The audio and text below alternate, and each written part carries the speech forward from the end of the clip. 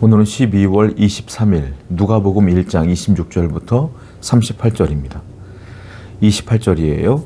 그에게 들어가 이르되 은혜를 받은 자여 평안할지어다 주께서 너와 함께 하시도다 하니 천사 가브리엘이 예수님의 모친이었던 마리아에게 나타나서 이렇게 말합니다. 은혜를 받은 자요 이렇게 표현을 해요.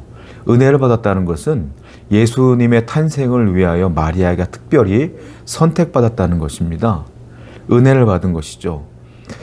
여기까지는 우리가 볼 땐 참 마리아가 은혜를 입었구나라고 볼 수가 있지만 마리아의 개인적인 입장에서 볼 때는 우리가 흔히 알고 있는 은혜라기보다는 오히려 더 큰 환난과 고난과 고통을 받았음을 우리는 알 수가 있죠. 예를 들자면 처녀가 임신을 했다는 소식을 들었으니 소문이 안 좋게 났을 거 아니에요. 그러니까 그 고통이 있었을 것이고, 그리고 나중에는 예수님을 십자가에서 예수님이 돌아가실 때에 그 모습을 어머니로서 다 지켜봐야 돼요. 여러분 생각해 보세요. 부모가 내 자녀가 십자가에서 그렇게 살이 뜯기고 피를 흘리며 끔찍하게 죽어가는 모습을 내 두 눈으로 본다고 생각해 보세요. 얼마나 끔찍합니까? 그런데 놀라운 건 천사가 뭐라고 말해요? 은혜를 입은 자여 이렇게 말해요. 은혜라는 것이 때때로 저와 여러분들이 생각하는 것처럼 되어지지 않는 경우도 많다라는 겁니다. 그러나 결국 마지막에는 그것이 은혜로라. 우리가 처음 볼 때는 이게 은혜야? 라고 말하지만 시간이 흐르면 나중에 하나님의 구원 사역에 맞추어 보면 전부 다 들어맞게 되고 결국은 은혜로 끝나요. 그러므로 우리는 항상 하나님께 은혜를 구해야 된다라는 것입니다. 오늘도 여러분 하나님께 늘 은혜를 구하시고 내 마음대로 내가 원하는 대로 안 되는 인생일지라도 또 은혜를 구하셔서 마지막에는 꼭 승리하시는 여러분 되기를 축원드립니다. 30절입니다. 천사가 이르되 마리아여 무서워하지 말라 내가 하나님께 은혜를 입었느니라. 또 가브리엘이 말합니다. 마리아여 라고 마리아의 이름을 불러요. 마리아여 이렇게 불러요. 세상에 얼마나 많은 사람들이 있었겠어요. 얼마나 많은 민족이 있습니까? 전 세계에 얼마나 많은 나라가 있습니까? 그런데요, 그 수많은 민족과 수많은 나라와 수많은 인구 중에서 마리아를 콕 집어서 이름을 불러요. 마리아여 라고. 하나님께서는요, 여러분들을 개개인으로 알고 있다는 소리예요.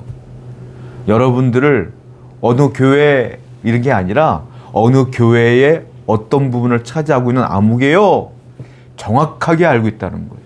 무슨 말이겠습니까? 하나님은 여러분들을 너무너무 잘 알고 계셔요. 여러분들의 상황도 알고 환경도 알고 생각도 알고 여러분들의 아픔도 알고 괴로움도 알고 다 알아요. 이게 은혜라. 그래서 하나님 앞에 숨길 것이 없어야 돼요. 신전의식으로 살아가야 돼요. 하나님은 다 아시니까. 그리고 환난과 어려움이 있어도 하나님은 다 아시니까 하나님께 믿고 맡기는 여러분 되어야 될 줄로 믿습니다. 우리 하나님께서는 사랑하는 백성이 망하는 걸 두지는 않습니다. 반드시 여러분들의 그 어려움에서 하나님이 건져내어 주실 줄로 믿습니다. 31절이에요. 보라 네가 잉태하여 아들을 낳으리니 그 이름을 예수라 하라. 마리아에게 말합니다. 네가 아들을 낳을 것인데 이름을 예수라고 해라. 예수는 히브리어로 여호수아입니다. 우리가 알고 있는 구약 성경의 여호수아와 예수님과 이름이 똑같은 거예요. 근데 그 뜻이 무엇이냐? 하나님은 구원이시다라는 뜻이에요. 구원이라는 뜻입니다. 예수라 해라. 이게 무슨 말이냐? 예수님의 사명을 그 이름에 담아주신 거예요. 그는 구원자다. 너희들을 구원할 자다. 온 인류를 구원할 자다라고 말씀하시는 거예요.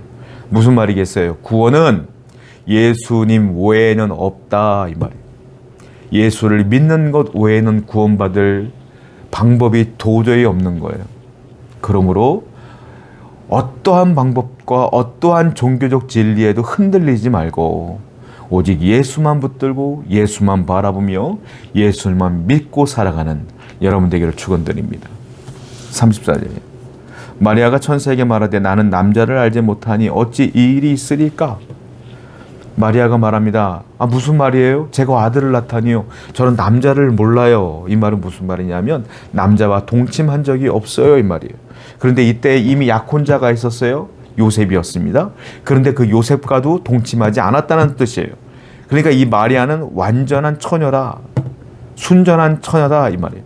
그런데 어떻게 아들을 낳을 수 있겠느냐라는 거죠. 하나님께서 그래서 고르신 거예요. 온전하고 순전한 처녀였기 때문에 하나님께서는 마리아를 고르신 것이다. 우리도 마찬가지다라는 거예요. 신앙생활 하는데 하나님이 누구를 사용하시냐면 순전한 처녀와 같은 자를 사용하신다. 신앙인들 가운데도요, 세상에 물들지 아니하며 세상에 사는 논리에 젖어들지 아니하며 오직 하나님의 방법으로 말씀만 바라보는 사람들을 사용하신다라는 겁니다. 욥기서에 보면 이런 말이 있어요. 27장 5절에 보면은 내가 죽기 전에는 나의 온전함을 버리지 아니할 것이라. 욥이 그랬어요. 내가 죽기 전에는 나의 온전함을 버리지 아니할 것입니다 라고 말하죠. 오늘날은요, 종교 통합의 시대라고 말해요. 불교나 천주교나 기독교나 이슬람이나 다 하나의 종교 아니냐, 우리 화해하자, 대화하자, 통합하자. 사람들은 그걸 좋게 본단 말이에요. 종교 통합의 시대라고 얘기들을 합니다. 또 진리가 상대적으로 발견되어지는 거예요. 진리는 원래 상대적인 게 아니잖아요. 진리는 절대적인 거예요. 진리는 그 누가 뭐래도 진리야. 그런데 상대적으로 진리를 발견해. 기독교의 진리는 뭡니까? 예수 외에는 구원이 없다. 그런데 오늘날 왜 니들만 구원이 있다고 말해? 우리도 구원을 얘기하는데? 라고 말하면 상대적으로 진리를 추구하려고 합니다. 그리고 세상은 죄악이 넘치는 땅이에요. 그럼에도 불구하고, 이런 어려운 상황임에도 불구하고 순전하게 신앙을 지키고 오직 예수만 바라보고 하나님만 바라보는 마리아와 같은 순전한 자, 순전한 신앙인을 하나님이 찾으신다. 욥과 같이 온전한 자를 찾으신다. 우리는 이 시대를 살아가면서도 꼭 신앙을 붙들고 하나님 말씀대로만 살아가야 될 줄로 믿습니다. 38절이에요. 마리아가 이르되 주의 여종이오니 말씀대로 내게 이루어지이다 하매 천사가 떠나가니라. 마리아가 이렇게 말합니다. 주여 당신이 말씀하신 대로 나한테 이루어지이다. 이게 무슨 말이냐면 순종하겠습니다 이 말이에요. 이걸 내가 순종함으로 환난이 올 거예요. 이걸 순종함으로 핍박도 올 겁니다. 순종함으로 내게 불이익이 올 거예요. 그래도 말씀이 그러하니까 내가 순종하겠습니다 라는 겁니다. 여러분, 우린 다 믿음이 있다고 얘기를 하죠. 믿음이 있어요. 그런데요, 믿음이 하나님께서 보실 때 정말로 믿음으로 보려면 내가 마음으로 믿어서 되는 게 아니에요. 믿음의 열매는 무엇으로 나타나냐면 순종으로 나타나는 거예요.